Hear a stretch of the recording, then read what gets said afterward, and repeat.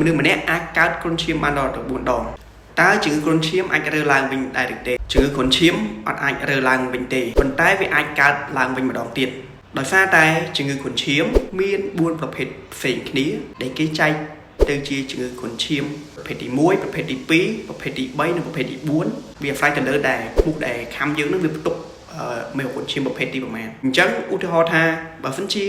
យើងត្រូវបានមូសខ្លាដែលផ្ទុកមេរោគគ្រុនឈាមប្រភេទទី1ខាំទៅពេលដែលយើងជា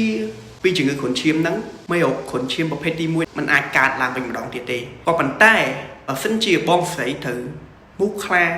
ខាំដែលផ្ទុកមេរោគគ្រុនឈាមប្រភេទទី2បងស្រីអាចកើតម្ដងទៀតអញ្ចឹងមនុស្សម្នាក់អាចកើតគ្រុនឈាមបានដល់9 ដងហើយក្នុងករណីដែលយើងកើតជំងឺគ្រុនឈាមជាលើកទី2គឺវាធ្ងន់ជាងកើតលើកដំបូងជារួមគ្រុនឈាមអាចរើឡើងវិញទេក៏ប៉ុន្តែយើងអាចនឹងកើតវាជាលើកទី2ជាលើកទី3ឬជាលើកទី4វាអាស្រ័យទៅតាមមូសខ្លាដែលវាផ្ទុកប្រភេទមួយណាដែលយើងអត់ទាន់បានឆ្លងវាកន្លងមក